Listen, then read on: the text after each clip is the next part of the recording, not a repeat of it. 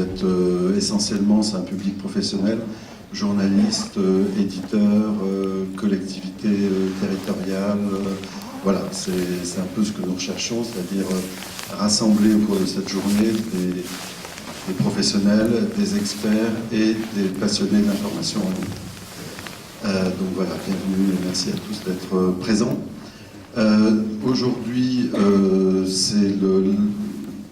nous avons organisé cette journée parce que pour célébrer d'une certaine manière la première année d'existence de notre syndicat, alors dont le nom est peut-être un petit peu barbare, mais dont chaque mot compte.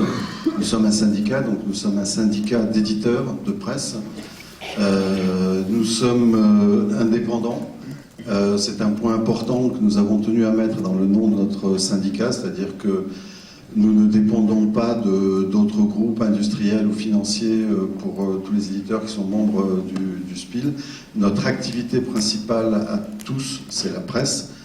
Nous n'avons pas de lien, je dirais, capitalistique avec d'autres activités que la presse. Nous sommes de l'information en ligne, qui est le point commun qui nous a rassemblés. Donc ce syndicat a été créé après les États généraux de la presse, parce que comme on l'a peut-être déjà oublié, mais il y a un peu plus d'un an, la presse en ligne n'avait aucune existence légale, n'avait aucun cadre juridique dans lequel évoluer. Et c'est vrai que suite aux États généraux de la presse et à la décision du gouvernement d'étendre le statut de la presse à la presse en ligne, ça a permis à toute une série de sites qui se sont créés ou qui étaient en création ou qui vont se créer de retrouver le cadre légal de la presse. C'est un cadre d'ailleurs que nous revendiquons, auquel nous sommes attachés, et nous sommes très heureux d'être aussi reconnus comme faisant partie de la grande famille de la presse. Alors, nous avons démarré il y a un an avec une dizaine de membres fondateurs, dont je ne vais pas les citer tous, mais bon, Rue 89, Mediapart, Sled, Arrêt sur Image, etc., parmi les plus connus. Aujourd'hui, nous sommes une soixantaine de membres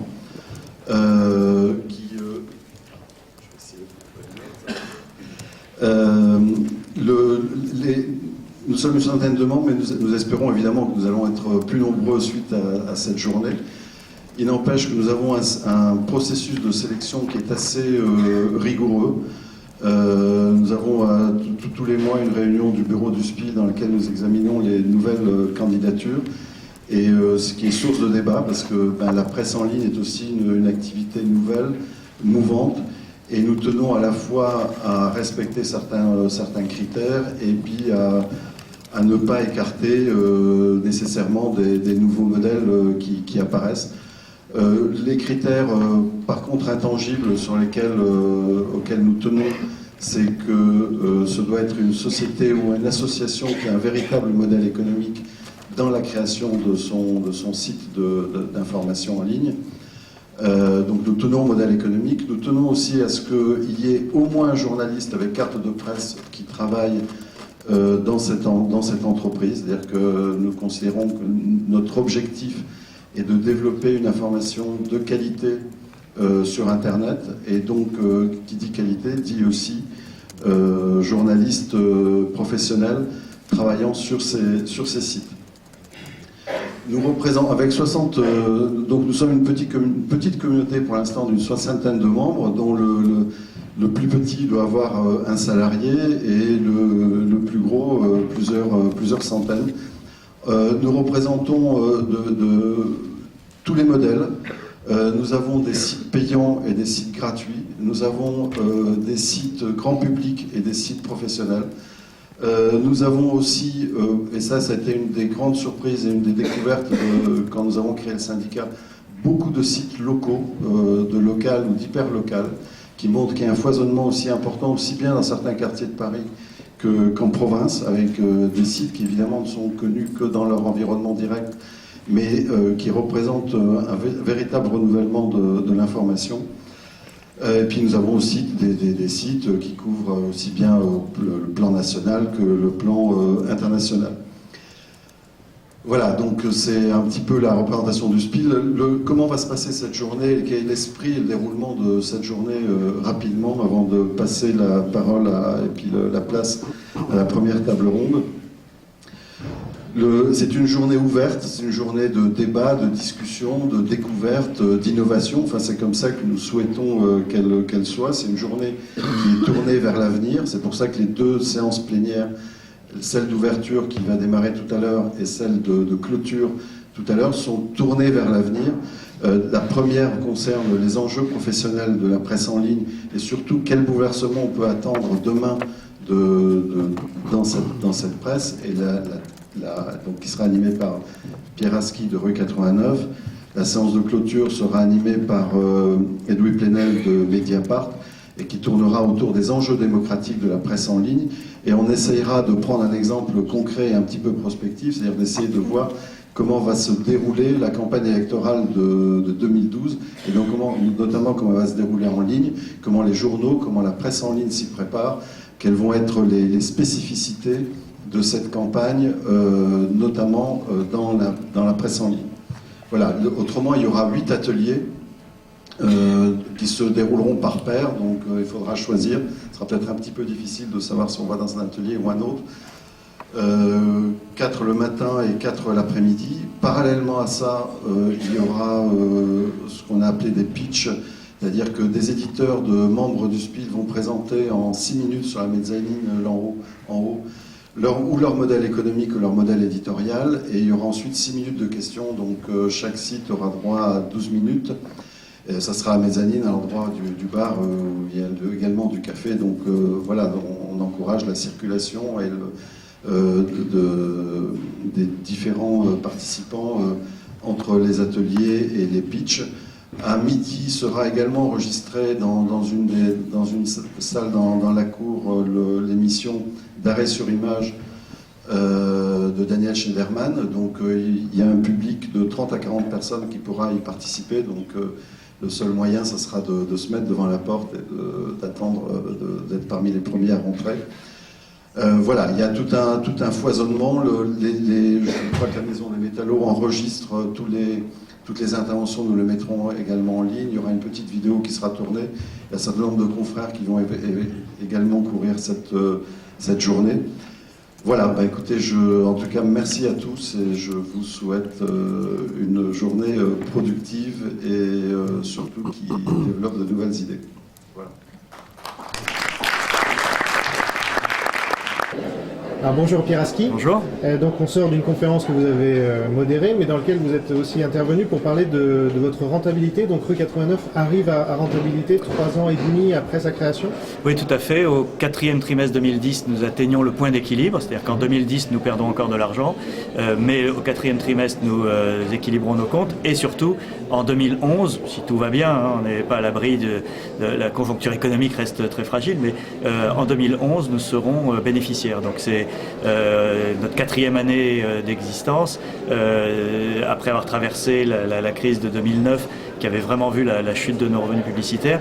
On a diversifié, notamment on a créé un département formation qui est aujourd'hui presque 30% de notre chiffre d'affaires, donc ça a pris une place très importante. C'est de la formation continue en direction essentiellement des entreprises de presse, mais pas seulement. Et l'ensemble de nos activités permet aujourd'hui d'arriver à ce résultat. Et alors vous avez dans la main, je vois... Ah non, vous n'avez pas dans la main le nouveau 89, mais papier. Donc ça s'appelle... Le mensuel, Rue 89, le mensuel. En fait, on a lancé au mois de juin, donc le premier numéro est sorti en juin 2010, un mensuel autour de 30 000 exemplaires, 30 000 exemplaires qui est à 70% du contenu tiré du site, donc des papiers dont nous estimons qu'ils tiennent la route sur la longueur, sur la durée. C'est-à-dire que l'idée, c'est d'éliminer tout ce qui est de l'actualité chaude et du commentaire, et de garder ce qui nous permettait de tenir la route, de dossiers, de retours sur, voire d'anecdotiques, mais en tout cas de choses qui tenaient la distance, et d'offrir à nos lecteurs une deuxième vie, une deuxième possibilité de retrouver nos contenus.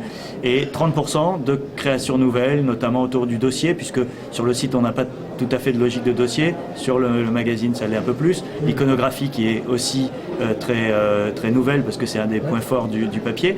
Voilà, on a fait une expérience, pour être franc, elle est déjà rentable depuis le premier numéro en fait, puisque comme une bonne partie des contenus ont été produits pour le site, il y a un seuil de rentabilité qui est beaucoup plus faible, qui est autour de 20 000 exemplaires. Et aujourd'hui, on est bien au-dessus, avec en plus déjà plus de 1500 abonnés. Donc c'est quelque chose qui vient renforcer aujourd'hui l'offre de Rue 89. Ce qui nous intéresse aujourd'hui, c'est qu'on est présent sur le site, sur les mobiles. Il y a eu une explosion cette année du trafic sur l'iPhone. C'est phénoménal ce qui se passe sur les plateformes mobiles. Et puis maintenant avec le mensuel. C'est intéressant pour nous parce que c'est 3 rythmes de lecture, c'est 3 offres rédactionnelles qui sont très proches, évidemment, c'est Rue 89 qui produit, mais on n'offre pas... les rythmes de lecture sont différents. Et le mensuel est très intéressant parce que c'est ce qui nous a semblé le plus éloigné possible du flux et de la vitesse de lecture et de zapping, etc. qu'induit Internet. C'est un public qui, je pense, n'est pas le public cœur du site, parce que les gens qui sont... À la limite, je dirais que le public cœur du site n'aime pas ce mensuel parce qu'il y retrouve des articles qu'il a déjà lus.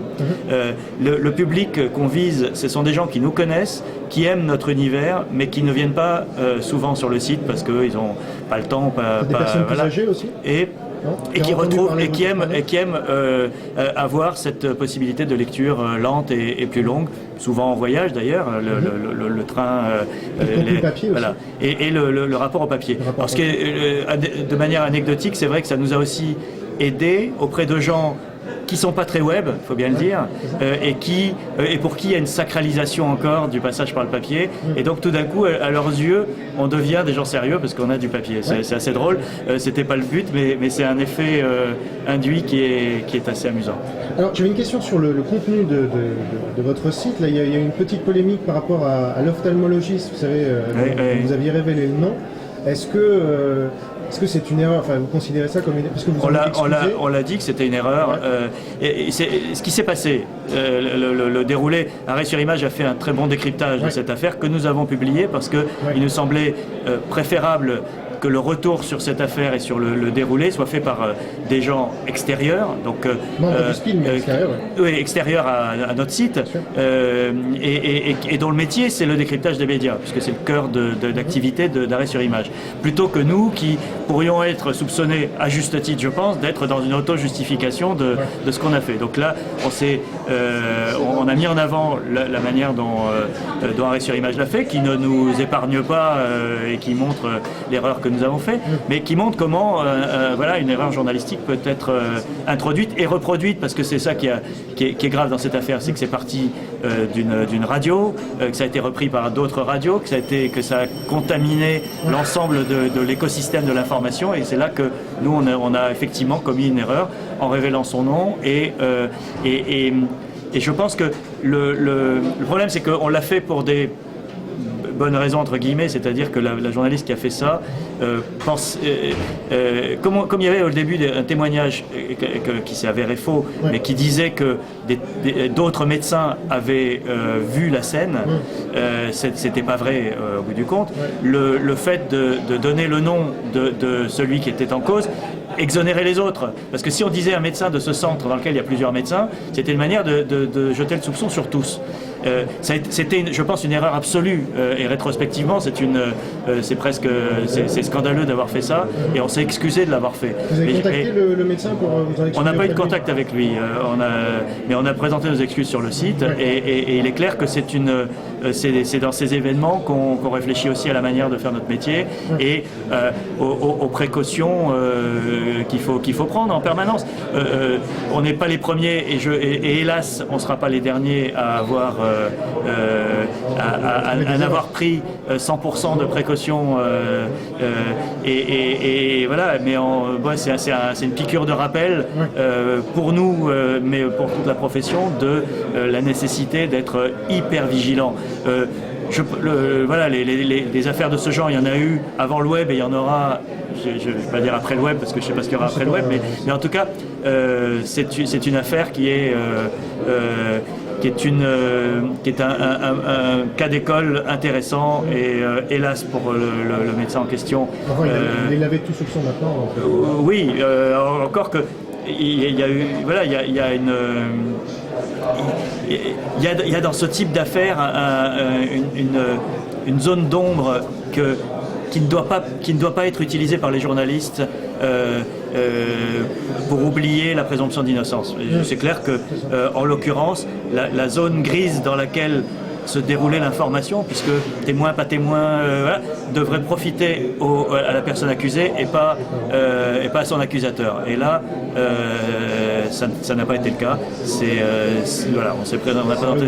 Voilà. C'est très regrettable. Alors, dernière question, il y a une information qui date d'hier sur Beaucaire, à laquelle les internautes de Rue 89 ont réagi en disant que, apparemment, vous disiez que c'était pour discriminer les Roms, et apparemment, ce serait juste parce que c'était une zone inondable. Oui, mais enfin, attendez, là il faut être clair. Ouais. Qu'il y ait une mise en garde dans les zones inondables, c'est une chose, mais une mise en garde qui cible une communauté particulière, c'est de la discrimination. Pourquoi on ne met pas attention zone dangereuse? Ça veut dire que quelqu'un qui n'appartient pas à la communauté des gens du voyage, qui serait un campeur et qui verrait le panneau, il dirait moi je peux m'installer puisque je ne suis pas un gens du voyage, et il serait inondé. Enfin, c'est absurde. Depuis quand on fait des panneaux ethnique, même si genre du voyage c'est pas une ethnie, mais enfin ça recouvre quand même une dimension ethnique. Depuis quand donc les objections qui ont été faites, franchement, là il y a des gens qui sont venus. Vous savez, on a un système. J'ai écrit un papier là-dessus, ouais. Sur ce que j'ai appelé la fachosphère. On a un système sur Internet, on sait tout, vous savez d'où viennent les liens, etc. On a un système qui s'appelle Chartbeat, c'est très simple, je vous donne même le secret, qui permet de savoir d'où viennent les liens entrants sur le site. Hier soir, vers 11h, donc au moment où il y avait cet article en ligne, je regardais Chartbeat, tout d'un coup je vois F de souche, 14 liens entrants. F de souche, c'est un site d'extrême droite. Vous avez 14 liens entrants qui arrivent de F de souche. J'ai regardé où ils allaient tous sur cet article sur Beaucaire. Je suis allé voir, il y avait toute une série de commentaires qui nous insultaient et qui nous prenaient à partie. Bon, moi je vois bien, c'est très bien que les gens de F de souche considèrent que c'est normal de mettre des panneaux qui visent une communauté. Moi ça ne me pose aucun problème. C'est leur opinion, c'est pas la mienne. Le maire a retiré le panneau, c'est bien qu'il considérait qu'il y avait un problème. Et qu'en tout cas, même s'il s'agit de mettre en garde les gens contre une zone inondable, on ne le fait pas en discriminant une communauté particulière. C'était ça qui était choquant dans ce panneau. Donc nous, on assume et on maintient totalement notre information. L'information, ça n'était pas que la mairie de Beaucaire s'occupait ou ne s'occupait pas de zones inondables. C'est que la mairie de Beaucaire avait peut-être prise dans je sais pas, la folie racialiste de notre époque, hélas, stigmatiser une communauté, et que les gens qui nous ont envoyé la photo ont été choqués par ce panneau, à juste titre, puisque la mairie a estimé qu'effectivement il pouvait blesser des gens. Donc que les gens de F de souche se rassurent, il n'y a pas d'erreur dans cette affaire. En tout cas, on vous lit de plus en plus, donc c'est ça qu'il faut retenir. Oui, ça c'est la bonne nouvelle. C'est vrai que, mais vous savez, moi je suis frappé par une chose, c'est que quand on s'est lancé il y a 3 ans et demi, une info qui était sur le web, elle mettait 2 jours avant d'arriver dans la grande presse ou ailleurs. C'est-à-dire elle circulait dans un circuit très fermé. Aujourd'hui, c'est 15 secondes. C'est-à-dire que vous mettez en ligne quelque chose qui fait débat, ça fait le tour de tout, y compris de la presse traditionnelle, de la télé, etc. Tout le monde est extrêmement attentif. Donc ça, il y a eu un saut qualitatif qui a été fait. Alors après, il faut assumer le débat, il faut assumer la transparence. Nous, on l'assume totalement. Mais qu'on n'attende pas de nous, et là je reviens à cette affaire de tendre l'autre joue quand on nous agresse, comme le font les gens de F de souche. Donc j'ai fait ce papier pour leur dire qu'on n'était pas dupes de tous les pseudos qu'ils emploient pour se faire passer pour des citoyens choqués. Ils ont un agenda politique, très bien. Et surtout, ils reprennent les contenus de manière intégrale. Oui, mais ça, ils nous font de la pub, tant mieux. Oui, mais de manière intégrale, donc c'est de la... C'est pas très grave. Merci beaucoup. Merci. Permanente. Vu l'état du secteur industriel, et c'est en gros 10 milliards d'euros de chiffre d'affaires et 50 000 personnes employées, qu'il fallait peut-être utiliser l'aide de façon différente, comme une aide à la restructuration d'un secteur économique, pour aider les entreprises d'information, et pas simplement la presse papier, à changer de monde et à produire une information de qualité correspondant et adaptée aux besoins des citoyens d'aujourd'hui. Parce que la justification de l'existence de mécanismes d'aide à la presse, c'est de permettre la diffusion et l'élaboration d'une information indépendante, de qualité, citoyenne, permettant aux citoyens de prendre des décisions le moment venu de façon éclairée, en évitant tous les mécanismes de propagande ou de pression sur les médias, quels que soient les mécanismes directs et indirects de propagande ou de pression sur les médias. Donc, premier point de recommandation, un changement un peu de nature et de regard sur les aides pour entrer vraiment dans un système d'aide au redressement du secteur économique. Et ça veut dire de proposer, non pas de réduire le montant des aides globalement, mais de maintenir les aides. Et de maintenir les aides parce que, justement, il faut permettre et accompagner ces redressements ou ces restructurations. Mais il faut en améliorer l'efficacité. Améliorer l'efficacité du dispositif de gestion et améliorer l'efficacité d'utilisation des fonds publics. Et je vais revenir sur les quelques axes et les montants, mais comme dans d'autres domaines d'analyse de la dépense publique, bien voir à quoi va servir chaque euro dépensé et bien s'assurer qu'il va être distribué entre ceux qui en ont réellement besoin, qui sauront en faire le meilleur usage, et s'assurer que les fonds donnés, distribués, auront bien été utilisés conformément à leur usage.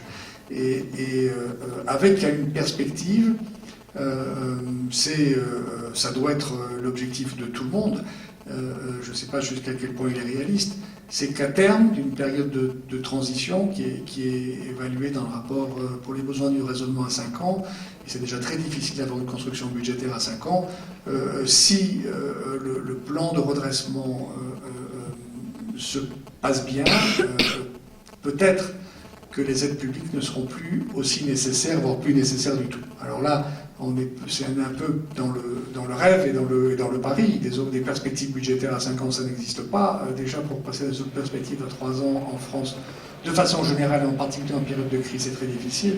Mais l'hypothèse, c'est de dire, si on va au bout des efforts qui sont nécessaires dans les médias, chacun des médias, pour adapter la distribution, les contenus, l'adaptation aux besoins, dans les mécanismes de distribution, pour arriver à trouver, à joindre chaque fois le lecteur intéressé, à lui communiquer l'information qui l'intéresse, et que la distribution est plus transparente, que les mécanismes de NNPP sont plus efficaces, peut-être qu'on aura à l'arrivée beaucoup moins besoin de systèmes de subvention et probablement qu'on aura des médias plus forts en place. Alors, il y aurait pu y avoir une discussion et probablement que peut-être encore plus au sein du SPIL qu'ailleurs, il peut y avoir la tentation de dire, même si c'est une orientation qui pourrait sembler ultra-libérale, il y a un moment où il faut qu'il y ait une adaptation qui se fasse, une sélection darwinienne.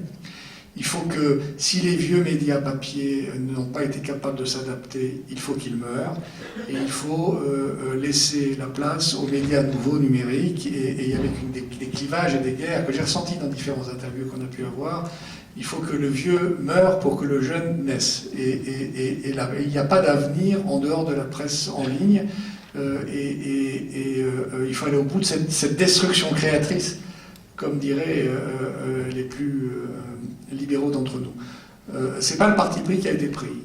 Le parti pris qui a été pris, c'est qu'il existe des entreprises d'information qui sont des entreprises d'information fortes, qui ont leur marque, qui ont leur rédaction, qui ont leur crédibilité, qui ont leur ligne éditoriale, qui sont composées de journalistes qui savent ce que c'est que trouver une information, sélectionner une information, hiérarchiser une information, qui ont une ligne directrice forte et des principes, et qu'il faut donner l'occasion à ces entreprises de presse existantes, en partie aussi parce que leur exploitation a été grevée en quelque sorte au fil des années par des mécanismes existants au sein des imprimeries, par exemple, ou de la distribution, qui ont empêché peut-être une adaptation qui aurait pu être plus rapide sans ces mécanismes-là, même si ce n'est pas la seule raison. Il y a aussi des raisons culturelles et d'entreprises qui n'ont pas vu les changements technologiques en cours et qui n'ont pas su comprendre à quel point ça devait entraîner des ruptures complètes de fonctionnement. Il faut donner à ces entreprises-là, parce que ce sont des supports importants de circulation d'informations, leur chance, dans un monde d'informations ouvertes où les producteurs, diffuseurs d'informations en France ne sont pas que des journalistes francophones, français ou francophones, situés en France et publiés en langue française. Et donc il y a une toile de fond quand même politico-culturelle qu'il ne faut pas perdre de vue, indépendamment de la dimension économique, qui est en toile de fond. Alors sur les 4 axes, parce que je ne vais pas... Les 4 axes et les 15 propositions. Alors c'est parti, bonjour Jean-Marie Charon. Bonjour. Donc vous êtes sociologue des médias, aujourd'hui on est à la journée du SPIL, donc le syndicat de la presse en ligne. Qu'est-ce que vous pensez de l'initiative en général autour de la presse en ligne ? Si vous voulez, je pense qu'il était extrêmement important, et il est extrêmement important qu'il y ait des rencontres et un lieu comme le SPIL pour réfléchir à l'avenir de la presse en ligne, un avenir qui ne soit pas uniquement pensé en termes de diversification de médias traditionnels. Je pense que c'est ça l'enjeu. On est sur un nouveau média qui a une beaucoup plus grande souplesse que ce qu'ont été les médias précédents en termes de, par exemple, possibilité d'entrée avec des fonds relativement limités. On est dans une période où les questions d'innovation éditoriale, d'innovation technique, d'innovation dans le rapport au public sont tout à fait cruciales. Donc on ne peut pas attendre que ce soit les médias traditionnels, d'abord, qui soient les principaux innovateurs et que ce soit eux qui pensent, je dirais, les éléments de stratégie ou les éléments, s'il doit y avoir soutien de l'État ou articulation, évolution de la législation par exemple, que ce soit les médias traditionnels qui soient en avance sur les problèmes. Donc je crois qu'il était absolument crucial que se crée une structure telle que celle-là. Alors justement, vous parlez de l'aide de l'État. Est-ce que pour vous, on sort d'ailleurs de la conférence sur la subvention, est-ce que pour vous c'est une bonne chose de subventionner la presse, même en ligne, même au tout début pour un amorçage, ou est-ce qu'au contraire ça peut avoir des effets pervers ? Alors je pense que la question des effets pervers, il faut l'avoir très en tête, c'est-à-dire pour essayer de voir de quelle nature ils sont. Donc c'est vrai que le principal problème, c'est d'éviter que se mette en place un système d'aide dans lequel des questions de contenu, des questions de ligne éditoriale pourraient, d'une manière ou d'une autre, être prises en compte. Alors pourquoi on en arrive à un système d'aide ? Je crois qu'il y a 2 problèmes différents. Il y a un problème qui n'a pas d'ailleurs été évoqué du tout dans le débat pratiquement ce matin et qui a souvent été présent, par exemple, au moment des étés généraux de la presse de la part des éditeurs en ligne, qui n'étaient pas liés à un média traditionnel, c'est qu'on avait déjà une aide à la diversification des médias traditionnels. Donc tout pure player, tout start-up qui se lançait dans l'édition d'informations généralistes se trouvait dans une concurrence déloyale. Parce qu'il avait en face de lui Le Monde, Libération, Europe 1, etc., aidés pour entrer sur le web, alors que lui, ne partant de rien, devant trouver des moyens de développer, de financer son développement, eh bien n'aurait aucun soutien. Donc c'est un premier argument qu'il faut avoir en tête. Et puis le deuxième argument, qui je crois est un argument peut-être d'intérêt général et collectif, c'est vrai qu'on est dans une période quand même très instable, très insécurisé, où en même temps il faut faire preuve de beaucoup d'innovation intellectuelle et en même temps technique, matérielle. Et je pense que l'idée qu'on ait une aide à l'innovation et qui se limite bien à l'innovation peut tout à fait se défendre. Alors on pourrait tout à fait développer l'argument inverse en disant puisque c'est au contraire une phase très très active, eh bien les nouveaux entrants trouveront des investisseurs, etc.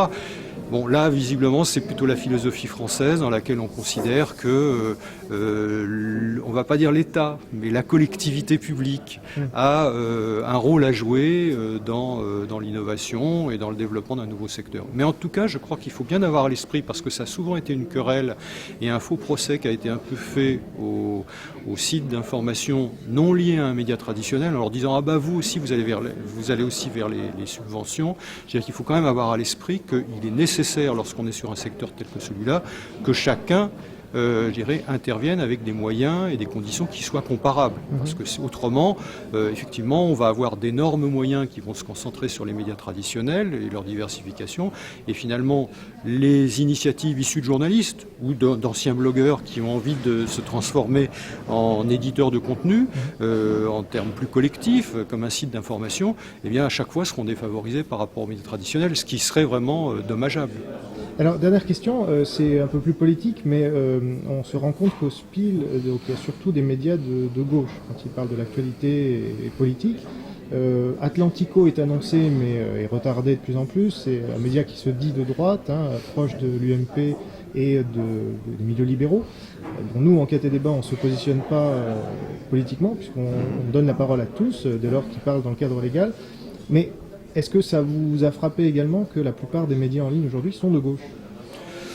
Je pense que si vous voulez, ça renvoie probablement à une caractéristique de la presse française, oui, probablement de la vision de l'information générale qu'on a en France, c'est-à-dire qu'effectivement le pluralisme se pense davantage sur des critères politiques. Et donc c'est vrai que les journalistes qui se sont engagés sur le web pour développer des projets éditoriaux originaux, et indépendants par rapport à ce qu'ils faisaient souvent dans leurs médias d'origine, eh bien, on choisit ce positionnement politique. Et d'une certaine manière, je dirais qu'on ne rompt pas avec sa sociologie, on ne rompt pas avec son histoire de manière assez simple. Donc c'est vrai que je pense qu'il faut, c'est absolument crucial, que sur le web, ceux qui ne misent pas sur les audiences considérables, les très grands supports généralistes, doivent avoir des identités fortes. Et en France, c'est vrai que la première manière de marquer l'identité journalistique, c'est souvent le positionnement politique. Dans la société anglo-saxonne, aux États-Unis, en Grande-Bretagne ou en Allemagne, je pense, on n'aurait certainement pas cette approche. Peut-être qu'il faut attendre un mûrissement de ce secteur pour qu'on voit des projets éditoriaux forts et qui n'aient pas comme centre de gravité principal ou très voyant cette dimension du politique, cette dimension de positionnement politique. Très bien. Merci beaucoup Jean-Marc. Je vous en prie. On va commencer tout de suite, si vous voulez bien nous rejoindre.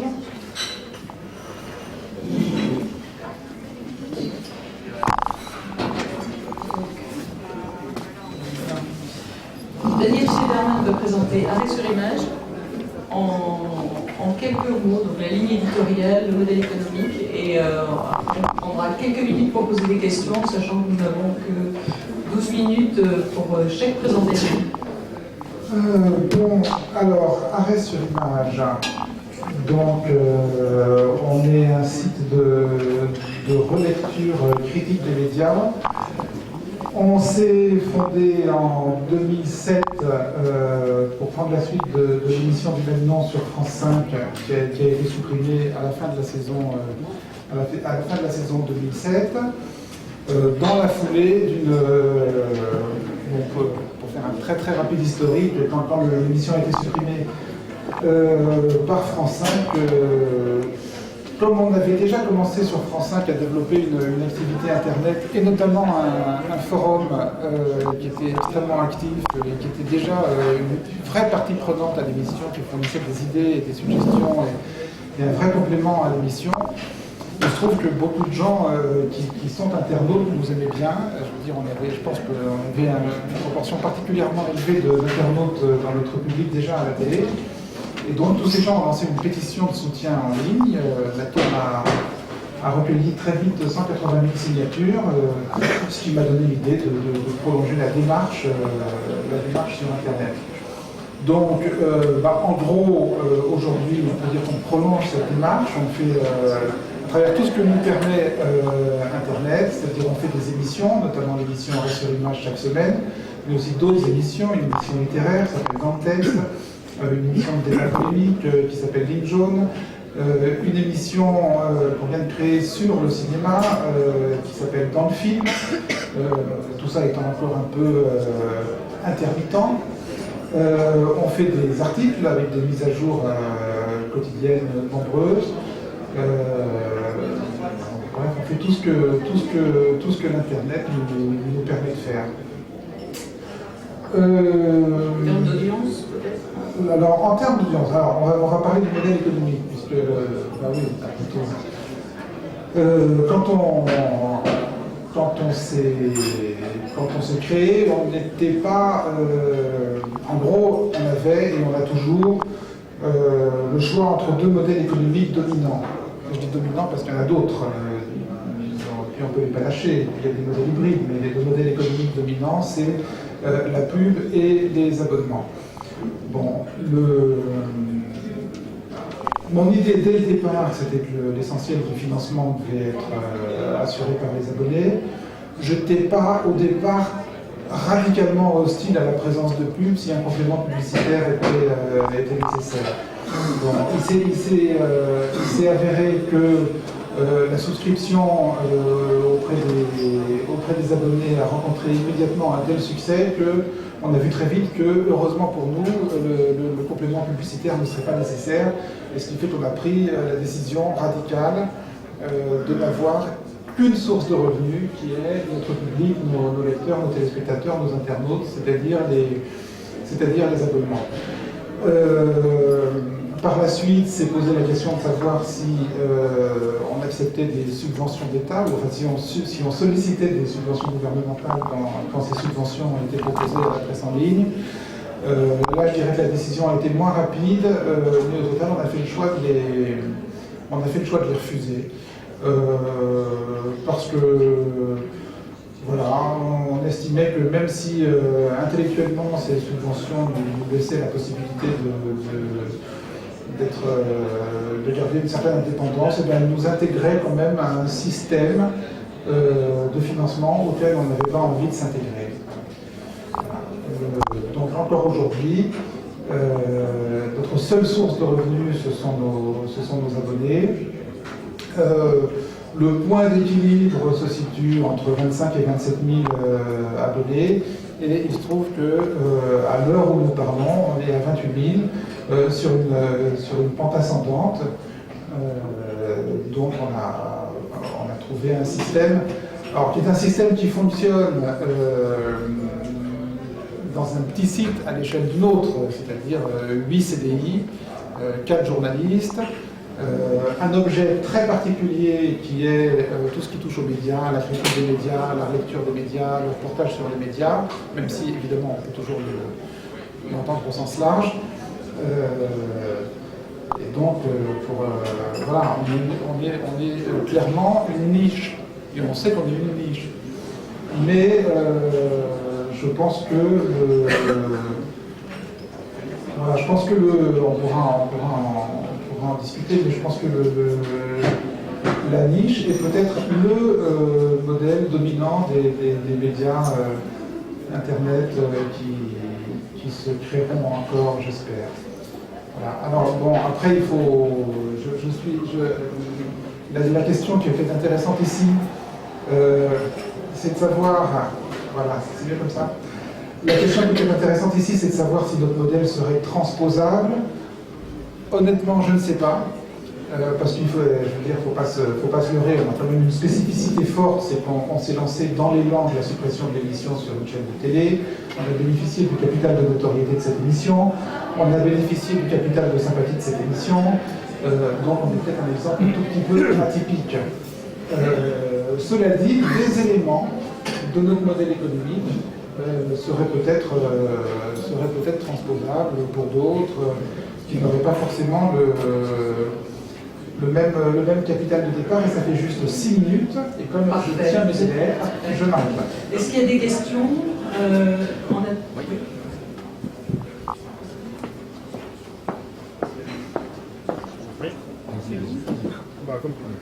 Oui.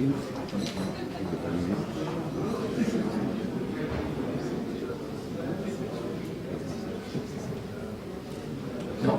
Ah ça y est, c'est bon, c'est parti. Oui, une petite question justement par rapport à Arrêt sur Image. Vous étiez détenteur de la marque, c'était vous qui produisiez l'émission, comment ça s'est passé? Vous avez pu la réutiliser et justement jouer sur la capitalisation de la télé et donc de cette marque? Oui, on était détenteur et effectivement, je l'avais déposé personnellement à la création de l'émission sur France 5 en 1995, ce qui fait que j'ai pu la reprendre. Alors j'imagine que voilà, si France Télévisions avait voulu nous chercher des noises, ils auraient pu nous la contester avec je ne sais quels arguments. Ils ne l'ont pas fait. Je pense qu'en se replaçant dans la situation de 2007, si vous voulez, ils ne se sentaient pas super à l'aise d'avoir supprimé l'émission. Leur décision de suppression avait provoqué un mouvement de mécontentement important. Ils n'avaient pas forcément envie de venir nous chercher là-dessus. Et en plus, si jamais ils avaient manifesté la moindre velléité de nous contester la marque, évidemment ça nous aurait fait de la publicité, on en aurait parlé. J'imagine que c'est aussi une dimension qu'ils ont prise en compte. Une deuxième question, vous parlez d'une niche, 25-28 000 abonnés. Dans une perspective, je sais pas, de 4-5 ans, vous dites je vais doubler. Vous avez une idée un peu du potentiel justement de cette niche du décryptage des médias? La vérité, c'est que notre aventure me surprend tous les jours. C'est-à-dire que je pense que l'information sur Internet est un secteur qui naît et qu'il n'a pas encore découvert lui-même ses propres règles de fonctionnement et ses propres lois. Donc, pour vous dire, quand on s'est créé, on avait 1 million de téléspectateurs sur France 5. Bon, quand on s'est créé, je me suis dit, allez, on va en récupérer 1 sur 10. Ouais, t'es pessimiste, mais on va quand même s'en récupérer 1 sur 10. Donc je nous voyais très vite à 100 000 abonnés. Bon, on s'est planté dans les grandes largeurs. Parce que si vous voulez, les mécanismes de la consommation d'informations sur Internet, le déclic qui peut faire que quelqu'un va être prêt à payer pour avoir de l'information sur Internet, tout ça est encore extrêmement mal connu. Y compris de moi, qui pourtant me plonge là-dessus, et le nez sur les chiffres, je dirais pas jour et nuit, parce qu'il faut quand même pas s'en faire une obsession, mais je veux dire, c'est quand même, voilà, savoir quand les gens s'abonnent, savoir sur quel type de motivation les gens s'abonnent, savoir sur quel type de contenu les gens s'abonnent, savoir quels sont les contenus les plus regardés, les moins regardés, savoir à quelle heure, quel jour de la semaine, à quelle période du mois. Les gens viennent sur le site ou s'abonnent, c'est des trucs qui nous intéressent. Ça nous permet de comprendre un peu comment ça fonctionne. Je suis encore au début de cette compréhension. Voilà. Donc, non mais, si vous voulez, on navigue avec un cap, et le cap c'est de continuer, mais on navigue à vue. Il faut être clair, on navigue à vue. Oui, donc Jean Robin pour Enquête et Débat. Moi, une question sur votre positionnement politique. Est-ce qu'il a évolué depuis que vous êtes passé de la télévision publique à Internet, sachant que vous êtes devenu entre-temps entrepreneur? Est-ce que je suis devenu de droite? C'est ça la question? Bah si, c'est le sous-texte de la question. Non, parce que le libéralisme n'est pas de droite. Ah, le libéralisme n'est pas de droite. Ah, alors là, ça va devenir... L'entrepreneuriat n'est pas. Ça va... non plus. Ça va devenir compliqué.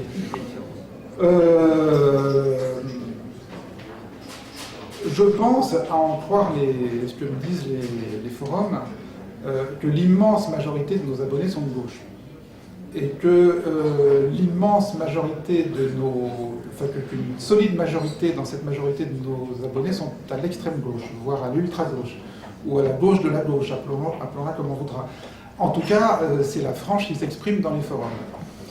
Donc, la question, elle n'est pas tellement, à mon avis, la question, elle n'est pas tellement si ma transformation en entrepreneur a modifié ma propre vision politique à moi, mais elle est plutôt comment nous on se situe par rapport à cette immense majorité du lectorat et des abonnés qui a des convictions politiques extrêmement affirmées. Je dirais qu'il n'y a pas de réponse évidente. La seule réponse, c'est que évidemment, il faut être attentif à ce qu'ils nous disent, à ce qu'ils nous suggèrent, aux critiques qu'ils font, aux lacunes qu'ils décèlent, mais qu'en même temps, notre défi à nous aujourd'hui, comme notre défi finalement quand on était à la télé, c'était de résister au conformisme du système médiatique dans lequel on était inclus, notre défi aujourd'hui, c'est de résister à la pression de nos abonnés. Puisque finalement, nos patrons aujourd'hui et ceux qui sont en situation d'exercer une pression sur nous, une influence sur nous, c'est nos abonnés, c'est les gens du forum. Donc on est dans cette situation un peu curieuse et assez drôle, où effectivement j'ai plus personne au-dessus de moi pour la première fois de ma vie. Il n'y a plus de Jean-Marie Colombani, il n'y a plus de Patrick de Carolis, il n'y a plus de Dieu. Mais il y a les abonnés. Il y a les abonnés. Et donc, voilà, on se trouve confronté exactement au même problème que finalement tous les médias. Je veux dire, le jour où le Figaro fait une pour expliquer que telle proposition de la gauche est valable, vous avez 20 000 désabonnements. Le jour où Marianne fait une couverture sérieuse d'hommage à Sarkozy, vous avez 50 000 ventes qui partent et qui ne retrouveront jamais. Donc tous les médias, entre guillemets, les médias d'opinion, sont confrontés à cette situation-là, nous aussi. Et voilà. Merci. Et ben, ça fait déjà... Oh là là, c'est court. Il n'y a pas une seule question économique, dis donc. Ah, si, ok, ben, merci à vous. La claque. C'est des faux applaudissements.